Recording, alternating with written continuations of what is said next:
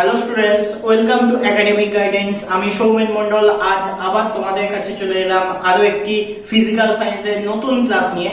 এর আগে আমরা ফিজিক্যাল সায়েন্সের দুটো ক্লাস করেছি, যেখানে আমরা পরিবেশের জন্য ভাবনা বা কনসার্ন অ্যাবাউট এনভায়রনমেন্টস এর উপর ক্লাস করছিলাম।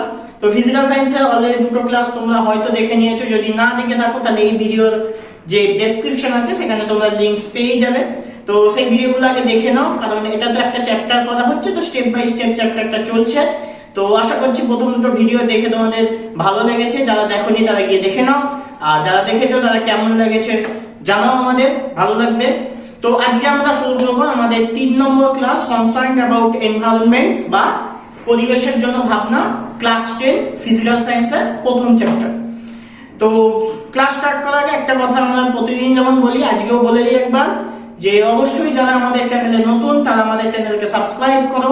Subscribe academic guidance and press the bell icon must for video updates. Okay, তো আর কথা না বাড়িয়ে আমরা চলে যাব আমাদের আজকের ক্লাসে। ওকে, তো আমরা আজকে স্টার্ট করছি আমাদের কনসার্ন অ্যাবাউট এনভায়রনমেন্টস বা পরিবেশের জন্য ভাবনা 3 নম্বর ক্লাস। এর আগের দুটো ক্লাসে আমরা কি করেছিলাম না, বিভিন্ন বায়ুমণ্ডলের উপাদান সম্পর্কে জেনেছিলাম, তাদের ভাগ জেনেছিলাম এবং তাদের ডেসক্রিপটিভ কিছু সেকশন আমরা জেনেছিলাম। যে টপিকটা লাস্ট আমরা পড়েছিলাম সেটা হচ্ছে ওজোনোস্ফিয়ার, কি তাই তো? তোমরা নিশ্চয়ই দেখেছো ভিডিওটা। তো তারপরে আমরা কি বলেছিলাম, ওজোনোস্ফিয়ার সৃষ্টি কিভাবে হচ্ছে, ওজোনোস্ফিয়ার ধ্বংস কিভাবে হচ্ছে, এই সব সম্বন্ধে আমরা আস্তে আস্তে জানবো। তো এইভাবে আমরা আমাদের আগের ক্লাসটা শেষ করেছিলাম। এরপরে আমরা আজকে যেখান থেকে স্টার্ট করবো সেটা হচ্ছে ওজোনোস্ফিয়ার সৃষ্টির কারণ। এরপরে আমরা ওজোনোস্ফিয়ার ধ্বংসের কারণে আসবো এবং ওজোনোস্ফিয়ার ধ্বংসের ফলে কি কি ক্ষতি হচ্ছে সেই কারণগুলোতে আমরা আসবো। ওকে, সো আমরা আমাদের ফার্স্ট টপিকে চলে আসছি।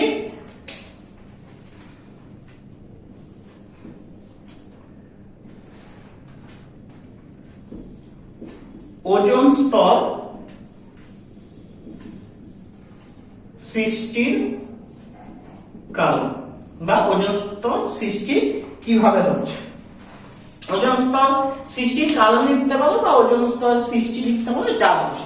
তো এই ওজোন স্তর সৃষ্টি কিভাবে হচ্ছে বা ওজোন স্তরের লোকেশন বা ওজোন স্তরের অবস্থান আমরা কোথায় বলেছিলাম, স্ট্র্যাটোস্ফিয়ার এবং তার পরবর্তী স্তর আয়নোস্ফিয়ার, এই দুটোর মাঝখানে আমরা বলেছিলাম যে ওজোন স্তরের অবস্থান। ওজোন স্তরের পরে এই স্ট্র্যাটোস্ফিয়ার বা স্ট্র্যাটোপোজের যে পজিশনটা আছে ঠিক ওই জায়গাতে আমরা ওজোন স্ফিয়ারকে পেয়েছিলাম।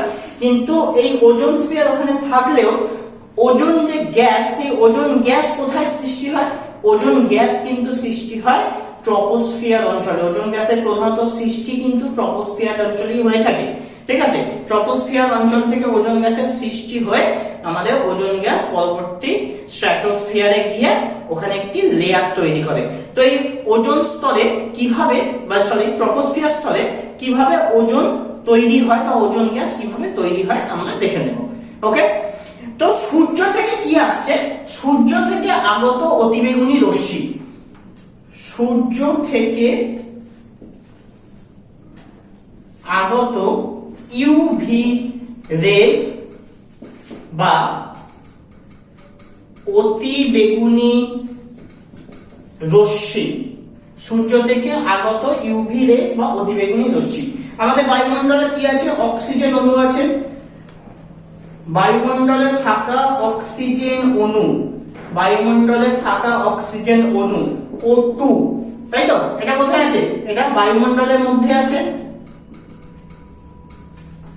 তো এই বায়ুমণ্ডলে থাকা অক্সিজেন অণুকে কি করছে, যখন বায়ুমণ্ডলে থাকা অক্সিজেন অণুর সঙ্গে ইউভি রেস বিক্রিয়া করছে, তখন তাকে কি হচ্ছে, তখন সেখান থেকে O প্লাস O তে এটা ভেঙে যাচ্ছে, মানে অক্সিজেন পরমাণু হয়ে যাচ্ছে। এগুলো কি হয়ে যাচ্ছে? অক্সিজেন পরমাণু, অক্সিজেন পরমাণু সৃষ্টি হচ্ছে। তাহলে আমরা কথায় কি লিখবো না, সূর্য থেকে আগত অতিবেগুনি রশ্মি, সূর্য থেকে আগত অতিবেগুনি রশ্মি অক্সিজেন অণুকে ভেঙে অক্সিজেন পরমাণু সৃষ্টি করছে। এবার এই একটা অক্সিজেন পরমাণু আর একটা অক্সিজেন অণু, এই মিলে কি হয়ে যাচ্ছে? এই মিলে হয়ে যাচ্ছে ওজোন। তাহলে এইটা কি? এটা হচ্ছে অক্সিজেন, এটা হচ্ছে কি? অক্সিজেন অণু, এটা অক্সিজেন পরমাণু দুটো মিলে কি হয়ে যাচ্ছে, একটা ওজোন অণু হয়ে যাচ্ছে। বোঝা গেল কি কারণ? তাহলে এই হচ্ছে আমাদের ওজোন স্তর সৃষ্টির কারণ। মোটামুটি এই ধারণাটা যদি আমরা ঠিকঠাক রাখতে পারি যে সূর্য থেকে আগত অতিবেগুনি রশ্মি অক্সিজেন অণুকে দুটো ভাগে ভেঙে দিচ্ছে, ইউভি রেখে কি করছে, দুটো ভাগে ভাঙছে। কি করছে, ও প্লাস ও করে দিচ্ছে। যখন আমাদের অক্সিজেন অণু ছিল O2, তাকে ইউভি রেস কি করছে, দুটো ওতে ভেঙে দিচ্ছে। আবার এই অক্সিজেন একটা অণু আর একটা অক্সিজেন পরমাণু পরস্পর যুক্ত হয়ে কি হয়ে যাচ্ছে, একটা ওজোন অণু তৈরি করে দিচ্ছে। তাহলে আমাদের ওজোন তৈরি হয়ে গেল, আমাদের কি হয়ে গেল, ওজোন তৈরি হয়ে গেল। বোঝা গেছে কি যায়নি?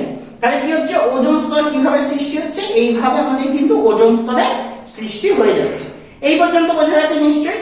এইবারে আবার কি, এই যে ওজোন অণু, এই ওজোন অণু আবার ইউভি এর সংস্পর্শে যখন আসছে, আমরা একটু উপরের পোরশনটা মুছে নিচ্ছি, এই পাশটা আমরা মুছে নিচ্ছি। এখন এখানে কি হচ্ছে, একটা ওজোন অণু আবার যখন ইউভি এর সংস্পর্শে আসছে তখন কি হচ্ছে, সেটা আবার একটা অক্সিজেন অণু আর একটা অক্সিজেন পরমাণুতে ভেঙে যাচ্ছে। বোঝা গেল কি গেল না? তাহলে এই হয়ে গেল আমাদের মেইন বক্তব্য। তাহলে কি হচ্ছে, সূর্য থেকে আগত ইউভি রে কি করছে, সূর্য থেকে আগত ইউভি রেস অক্সিজেন অণুকে ভেঙে দিচ্ছে কিসে, একটা দুটো অক্সিজেন পরমাণুতে ভেঙে দিচ্ছে। আবার সেই একটা অক্সিজেন অণু আর একটা অক্সিজেন পরমাণু মিলে কি হয়ে যাচ্ছে, ওজোন তৈরি হয়ে যাচ্ছে। তাহলে আবার কি হলো, এই ওজোন যখন তৈরি হয়ে গেল, এই ওজোন আবার ইউভি রের সঙ্গে বিক্রিয়া করছে। এই ওজোন ইউভি রের সঙ্গে বিক্রিয়া করে কি হয়ে যাচ্ছে, আবার অক্সিজেন অণু আর অক্সিজেন পরমাণু তৈরি করছে। তাহলে কি হচ্ছে, আবার আমি কিন্তু এই স্টেটে ফিরে চলে এলাম, আবার এই স্টেটে কিন্তু ফিরে চলে এলাম। তাহলে একই জিনিস রিসাইক্লিং হচ্ছে। তাহলে আমাদের কি O3 আর O2 রিভার্সেবল, মানে কখনো অক্সিজেন থেকে ওজোন তৈরি হচ্ছে, আবার কখনো ওজোন থেকে অক্সিজেন তৈরি হচ্ছে। এইভাবে এটা কিন্তু চেঞ্জ ওভার হতে থাকছে। কিন্তু সেই চেঞ্জ ওভারের মাঝেই এই ইউভি রে কে গ্রহণ করছে কে, এই ইউভি রে কে শোষণ করে নিচ্ছে এখানে ওজোন অণু। ওজোন অণু যখনই ইউভি রে কে শোষণ করছে তখনই কিন্তু এটা ভেঙে যাচ্ছে। তাহলে এই যে রিভার্সেবল যে প্রসেসটা চলছে, এই রিভার্সেবল প্রসেসের মধ্যেই কিন্তু এই যে সূর্য থেকে আগত অতিবেগুনি রশ্মিকে ওজোন স্তর শোষণ করে নিচ্ছে। ওজোন স্তর শোষণ না করলে কিন্তু এই বিক্রিয়াটা হতো না।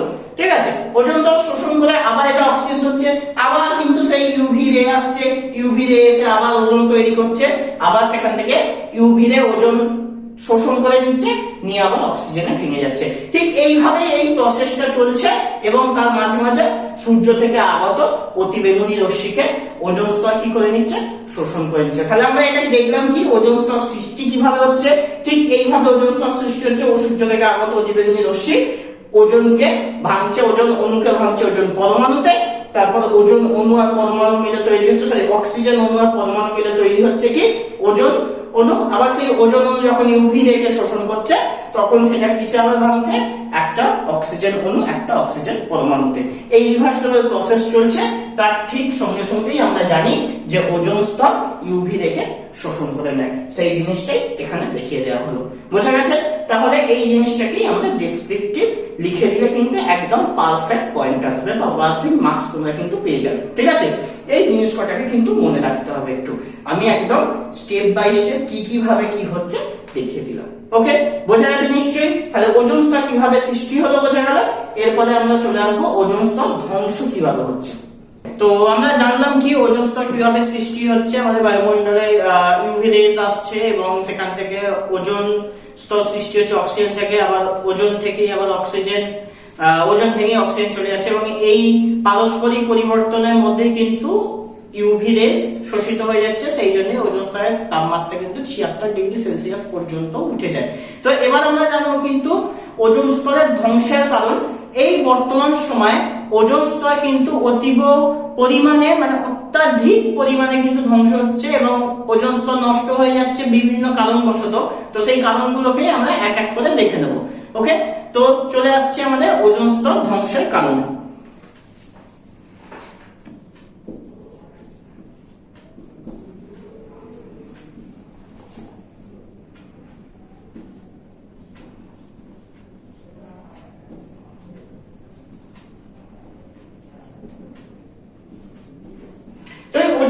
ধ্বংস হচ্ছে কিভাবে বা কি জন্য ওজোন স্তর ধ্বংস হচ্ছে।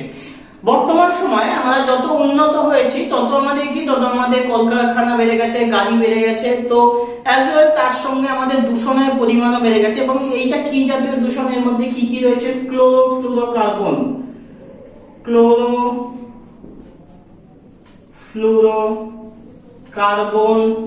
বা সিএফসি যাকে বলা হয়, সিএফসি, ক্লোরোফ্লুরোকার্বন বা সিএফসি, নাইট্রাস অক্সাইড বা N2O, carbon tetrachloride and so on. এইগুলো প্রধানত কি? এইগুলোই হচ্ছে প্রধানত আমাদের ওজোন স্তর ধ্বংসের কারণ। এগুলো কোথা থেকে উৎপন্ন হচ্ছে? আমাদের বিভিন্ন কলকারখানা থেকে, গাড়ির ধোঁয়া থেকে, প্রভৃতি জায়গা থেকে কিন্তু এই সবগুলো নির্গত হচ্ছে এবং তার ফলেই কিন্তু ওজোন স্তর আস্তে আস্তে ধ্বংসপ্রাপ্ত হচ্ছে। ওকে, তো এইগুলো থেকে কিভাবে আমাদের ওজোন স্তর ক্ষতিগ্রস্ত হচ্ছে সেটাও কিন্তু আমরা দেখে নেব। তো কিভাবে হচ্ছে? প্রথমত CFCl3 এর সঙ্গে ইউভি রেজ যখন অ্যাড হচ্ছে তখন কি হয়ে যাচ্ছে? এটা Cl প্লাস CaCl2, ঠিক আছে? একটা Cl কিন্তু ভেঙে বেরিয়ে আসছে ইউভি রে শোষণ করার ফলে। এরপরে কি হচ্ছে? এই Cl বা ক্লোরিন অক্সিজেনের সঙ্গে বা ওজোনের সঙ্গে বিক্রিয়া করছে এবং এটা কি করে দিচ্ছে? ClO plus O2।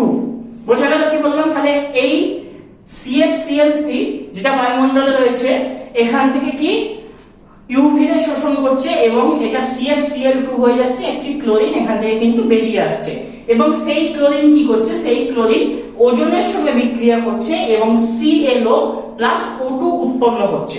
বোঝা গেল? এবার কি এই ClO ফের ওজোনের সঙ্গে বিক্রিয়া করে Cl প্লাস O2 তৈরি করছে, মানে কি ওজোন লেয়ারকে কিন্তু এ আবার ধ্বংসপ্রাপ্ত করছে। তাহলে কি? আবার দেখো এখানে যখন Cl এর সঙ্গে ওজোনের বিক্রিয়া হচ্ছে আবার Cl উৎপন্ন হচ্ছে, তাহলে আমরা আবার কোন স্টেজে ফিরে গেলাম? আবার আমরা এই স্টেজে ফিরে এলাম। মানে কি হলো? উৎপন্ন Cl আবার কি করবে? উৎপন্ন Cl আবার ওজোনকে ভাঙবে, সেই ওজোন কি হয়ে যাবে? ClO প্লাস O2 হয়ে যাবে। আবার এই Cl এ কি করবে? আবার ওজনকে Cl প্লাস O2 তে ভেঙে দেবে। মানে প্রতিবারই যতবারই এই বিক্রিয়া চলবে এই তিনটে ধাপে রেগুলার ওয়াইজ এরকম ভাবে ঘুরতে থাকবে। বোঝা গেল? তাহলে এই উৎপন্ন Cl প্রতিবারই কিন্তু আমাদের ওজোন লেয়ারকে এইভাবেই কিন্তু বিনষ্ট করতে থাকবে। তো এইটা একটা অন্যতম বড় কারণ আমাদের ওজোন স্তর ধ্বংসের জন্য। তো এবার আমরা দেখে নেব যে নাইট্রাস অক্সাইড কিভাবে ওজোন স্তরকে ধ্বংস করছে। আশা করি এই পোরশনটা তোমরা বুঝতে পেরেছো। যদি বুঝতে না পারো একবার বলে দিচ্ছি। দেখো CFCl3 ছিল, সেটা ইউভি রের সঙ্গে বিক্রিয়া করে কি হলো? Cl আর CFCl2 হয়ে যাচ্ছে। এই ClO3 এর সঙ্গে আবার বিক্রিয়া করছে বা ওজোনের সঙ্গে বিক্রিয়া করে কি হয়ে যাচ্ছে? ClO plus O2। ওকে, আবার ClO এর O3 এর সঙ্গে বিক্রিয়া করে কি হয়ে যাচ্ছে? Cl প্লাস O2 হয়ে যাচ্ছে, মানে ক্লোরিন থেকে আবার বেরিয়ে আসছে। সেই ক্লোরিন আবার কি করছে? আবার আগের অবস্থায় তাহলে আমরা ফিরে এলাম। তাহলে এই ক্লোরিন এই স্টেজে চলে এলো আবার।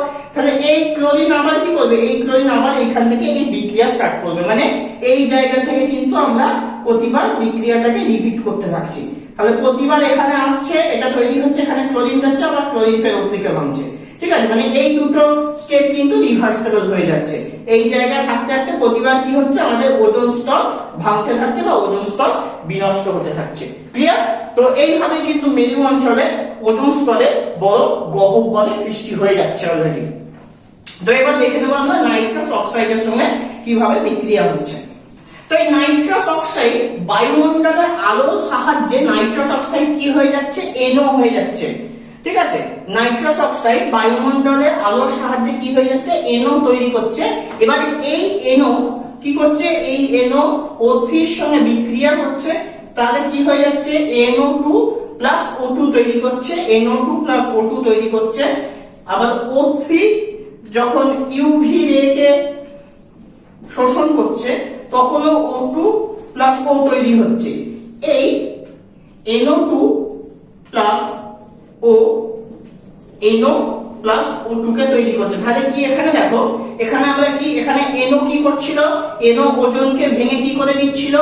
NO2 আর O2 কে তৈরি করছে। তাহলে অলরেডি এখানে এক স্টেজ কিন্তু আমাদের বিনষ্ট স্টার্ট হয়ে গেছে বা ওজোন স্তর কিন্তু বিনষ্ট হচ্ছে।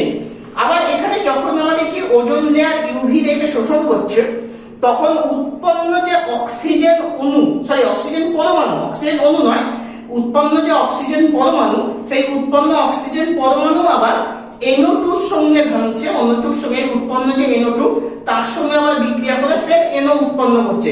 মানে এই NO আবার কি করবে, এই NO আবার চলে যাচ্ছে দেখো এখানে, যেখানে আমাদের ওজোন লেয়ারকে আমাদের বিনষ্ট করতে থাকছে। বোঝা গেল কিভাবে এই সাইকেলটা রিসাইকেল হয়ে যাচ্ছে? দেখো প্রথমে আমাদের কি ছিল, N2O ছিল নাইট্রাস অক্সাইড, সেটা আলোর উপস্থিতিতে, বায়ুমণ্ডলে আলোর উপস্থিতিতে NO হয়ে গেল।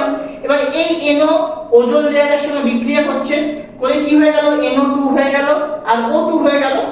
আবার যখন ওজোন লেয়ার ইউভি রেখে শোষণ করে এই জায়গায় ভাঙছে, তখন কি এখানে O2 আর O হচ্ছে মানে একটা অক্সিজেন অণু, একটা অক্সিজেন পরমাণু তৈরি হচ্ছে। আবার এই যে NO2 আমরা এখানে দেখতে পাচ্ছি তৈরি হয়েছে, এই NO2 আবার এখানে যখন O এর সঙ্গে বিক্রিয়া করছে, মানে একটা অক্সিজেন পরমাণুর সঙ্গে বিক্রিয়া করছে, তখন আবার উৎপন্ন কি হয়ে যাচ্ছে, NO উৎপন্ন হচ্ছে। তাহলে আমরা আবার কোন স্টেজে ফিরে এলাম, আমরা আবার এই প্রথম স্টেজে ফিরে এলাম। দেখো আমি সেটা দেখিয়েছি, এখানে মার্কিং করে দেখিয়েছি যে আমরা আবার এই স্টেজে ফিরে এসেছি, যেখান থেকে কি আবার ওজোন লেয়ারকে এই কিন্তু ভাঙতে থাকছে। বোঝা গেল? তাহলে এইভাবেও কিন্তু নাইট্রাস অক্সাইড আমাদের ওজোন লেয়ারকে বিনষ্ট করছে। তো বোঝা গেল তাহলে এই CFC বা নাইট্রাস অক্সাইড এরা কিভাবে আমাদের ওজোন লেয়ারকে ধ্বংস করছে। আর এই ওজোন লেয়ার ধ্বংসের ফলে মেরু অঞ্চলে, প্রধানত মেরু অঞ্চলে বড় ওজোন গহ্বরের সৃষ্টি হয়েছে এবং সেটি দৃশ্যমান হয়েছে, এবং যার ফলে কি হচ্ছে, পৃথিবীতে অতিরিক্ত পরিমাণে অতি বেগুনি রশ্মি প্রবেশ করছে, যা কিন্তু ওজোন স্তর আমাদেরকে যার হাত থেকে বাঁচিয়ে দিত। সূর্য থেকে আগত অতি বেগুনি রশ্মি বা ইউভি রেকে কিন্তু ওজোন লেয়ারই শোষণ করে দিত এবং আমরা ইউভি রের হাত থেকে বেঁচে যেতাম, কারণ ইউভি রে প্রাণী জগতের ক্ষেত্রে কিন্তু অত্যন্ত ক্ষতিকারক। তো সেই জন্য সেই ইউভি রেকে কিন্তু আটকানোর মতো ওজোন স্তর এখন আর থাকছে না, বা ওজোন স্তরের মধ্যে ছেদ তৈরি হয়ে যাচ্ছে, কারণ কি আমরা এত পরিমাণে দূষণ করছি, এবং সেই দূষণের ফলেই কিন্তু ওজোন লেয়ারের মধ্যে ছিদ্র দেখা দিয়েছে। প্রধানত মেরু অঞ্চলে অলরেডি গহ্বর সৃষ্টি হয়েছে, যেটি দৃশ্যমান হয়েছে, এবং সেই ওজোন লেয়ার দিয়েই কিন্তু, সেই ওজোন লেয়ার দিয়েই আমাদের অতিবেগুনি রশ্মি বা আল্ট্রাভায়োলেট রে পৃথিবীর মধ্যে প্রবেশ করছে এবং আমাদের জন্য ক্ষতি সাধন করছে। বোঝা গেল কি বললাম? তো সুতরাং আমাদের কি, আমাদের দেখতে হবে যাতে ওজোন লেয়ার অতিরিক্ত পরিমাণে ধ্বংস না হয়, এবং ওজোন লেয়ার যদি ধ্বংস হয় তার কি কি প্রভাব পড়তে পারে আমাদের, সেগুলো আমরা এবার দেখে নেব। ওকে, তো চলে যাব ওজোন স্তর ধ্বংসের প্রভাব এই টপিকে। ওকে, তো আমরা জানলাম কি কি, আমরা জানলাম ওজোন স্তর কিভাবে সৃষ্টি হচ্ছে এবং ওজোন স্তর ধ্বংস কিভাবে হচ্ছে, এটাও কিন্তু আমরা জেনে গেলাম। তাহলে এখন আমরা যেটা জানবো যে ওজোন স্তর আমাদের কাছে কতটা গুরুত্বপূর্ণ, বা এই জীব জগতের কাছে কতটা গুরুত্বপূর্ণ, যে ওজোন স্তর ধ্বংসের জন্য একটি বড় প্রভাব আমাদের কিন্তু জীব জগতে পড়তে পারে। তো সেই প্রভাবটা কি কি আমরা একটু দেখে নিই। তাহলে ওজোন স্তর ধ্বংসের প্রভাব,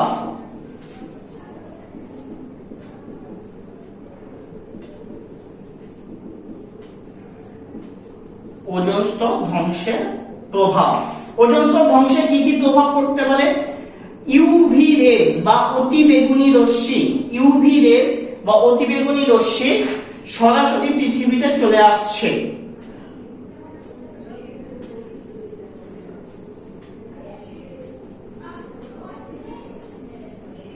পৃথিবীতে পৌঁছায়, ঠিক আছে? ইউভি রে কিন্তু সরাসরি পৃথিবীতে পৌঁছে যাচ্ছে। একে কে আটকাতো? একে আটকাতো ওজোন স্তর। যে ওজোন স্তর কেন ধ্বংস হচ্ছে? সিএফসি বা N2O বা নাইট্রাস অক্সাইড, এই সমস্ত গ্যাসের কারণে ধ্বংস হয়ে যাচ্ছে। এগুলো কোথা থেকে আসছে?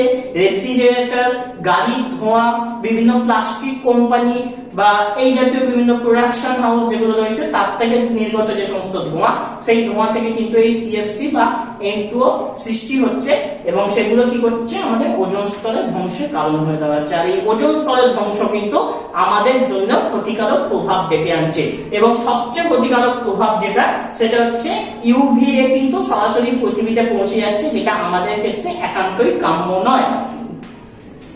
দ্বিতীয় কি? দ্বিতীয় হচ্ছে পৃথিবীর উষ্ণতা বৃদ্ধি করছে, উষ্ণতা বৃদ্ধি করছে।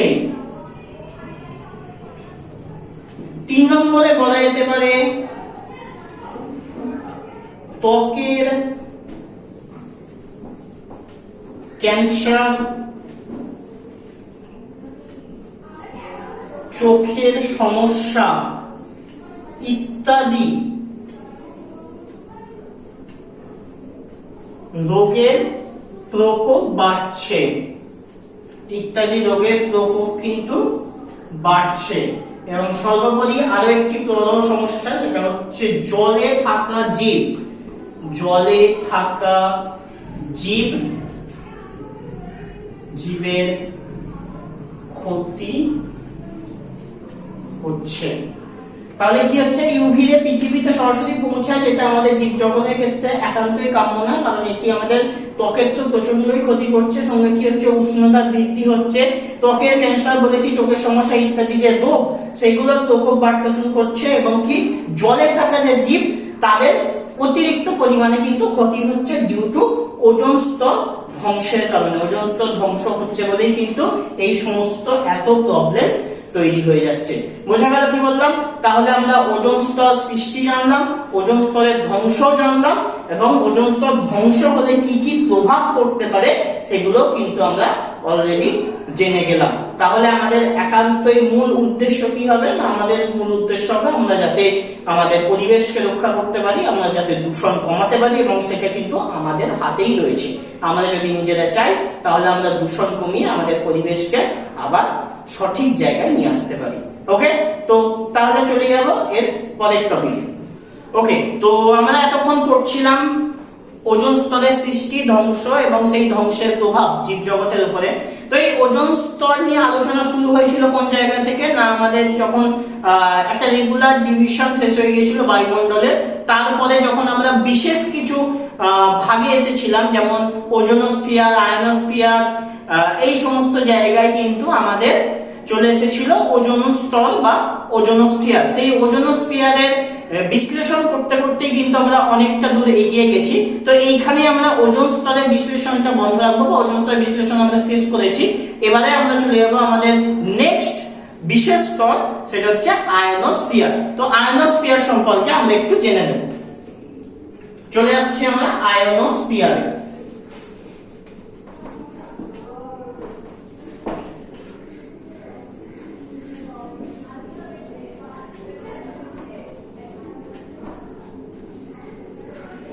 আয়নোস্ফিয়ার কি বা আয়নোস্ফিয়ার কোথায় অবস্থিত, আয়নোস্ফিয়ারের কি কি বৈশিষ্ট্য রয়েছে, এগুলো আমরা একটু জেনে নেব। তো প্রথমেই আমরা চলে আসছি আয়নোস্ফিয়ারের অবস্থান। আয়নোস্ফিয়ারের অবস্থান হচ্ছে মেসোস্ফিয়ার। মেসোস্ফিয়ারের উপর থেকে থার্মোস্ফিয়ারের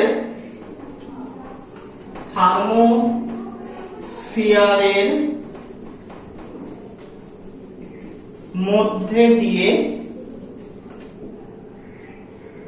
অবস্থিত। বোঝা গেছে? তাহলে আয়নোস্ফিয়ার কোথায় অবস্থিত? মেসোস্ফিয়ারের উপর থেকে থার্মোস্ফিয়ারের মধ্যে দিয়ে অবস্থিত। এর প্রধান বৈশিষ্ট্য কি? বেতার তরঙ্গকে প্রতিফলিত করে। এই স্তরে কিন্তু বেতার তরঙ্গ প্রতিফলিত করে।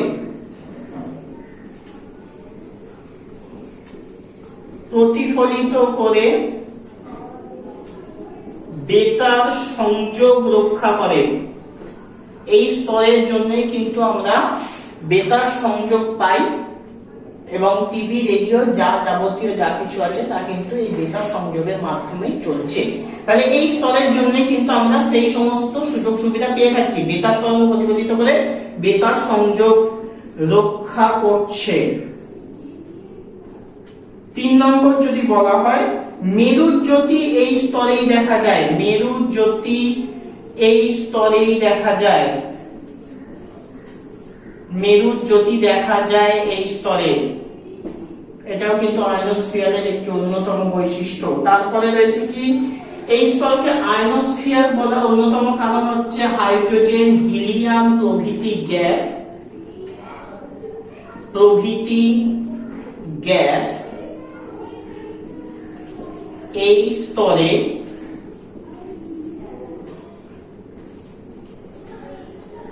আয়নিত অবস্থায় থাকে। আয়নিত অবস্থায় থাকে। ঠিক আছে, তো আয়নোস্ফিয়ারের এই বৈশিষ্ট্যগুলোই আমরা জেনে গেলাম। তাহলে কি কি আছে আমাদের বৈশিষ্ট্যের মধ্যে? মেসোস্ফিয়ারের উপর থেকে থার্মোস্ফিয়ারের মধ্যে দিয়ে অবস্থিত, বেতার তরঙ্গ প্রতিফলিত করে বেতার সংযোগ রক্ষা করে কে? আয়নোস্ফিয়ার। মেরুর যদি দেখা যায় আয়নোস্ফিয়ারে, আর কি প্রভৃতি গ্যাস এই স্তরে আয়নিত অবস্থায় রয়েছে। তাহলে এখান থেকে যেমন যদি ডেসক্রিপটিভ প্রশ্ন আসে, যেমন কি না আয়নোস্ফিয়ারের বৈশিষ্ট্য সম্পর্কে যদি জানতে চাই, তাহলে আমরা আয়নোস্ফিয়ারের বৈশিষ্ট্যগুলো এরকম পয়েন্ট হিসাবে লিখে দেবো, যে পয়েন্ট হিসাবে লিখলে কিন্তু আমাদের মার্কস পরীক্ষায় বেশি আসে। ঠিক আছে, এটা খুবই জানা প্রয়োজন যে আমি যদি অনেক লিখে গেলাম, গল্পের মতো করে লিখে দিলাম, তাতে যা নাম্বার আসবে তার থেকে যদি আমরা পয়েন্ট করে লিখি তাহলে টিচারদের দেখতে সুবিধা হয়, টিচারদের বুঝতে সুবিধা হয়।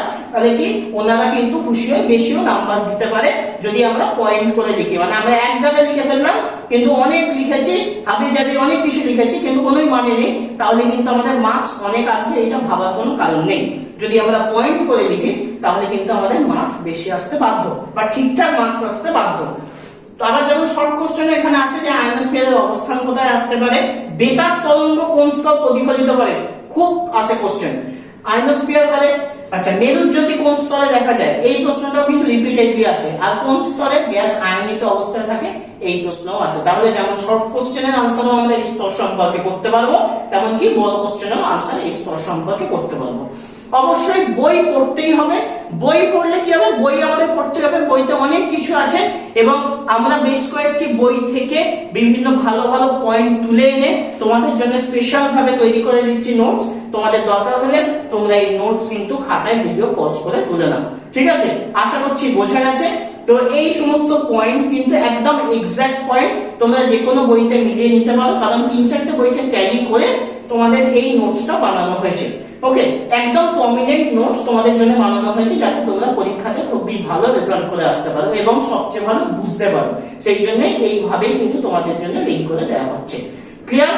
তো অবশ্যই যদি ফিজিক্যাল সায়েন্সে ভালো মার্কস পেতে হয় আর ঠিকঠাক ভাবে শিখতে হয় তাহলে ফলো করতেই হবে একাডেমিক গাইডেন্স।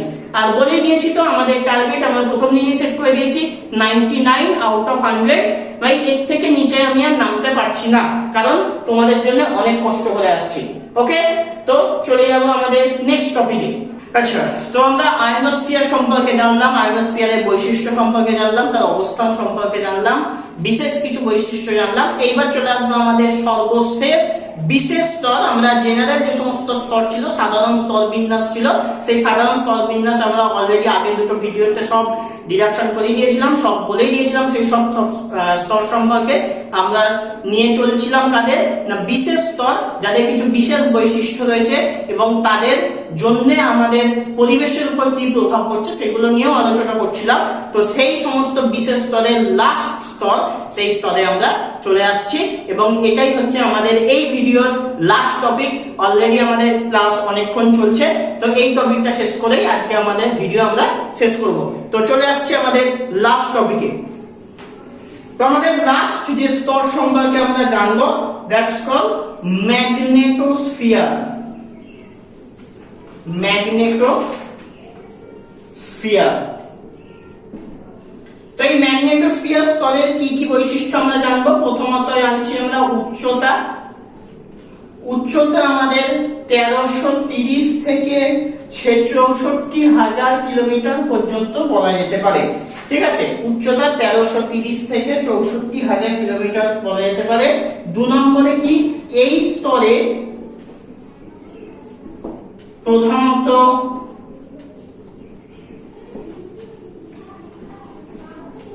ইলেকট্রন, প্রোটন রয়েছে, এটাই এই স্তরের বৈশিষ্ট্য। এবং ভ্যান অ্যালেন বিকিরণ,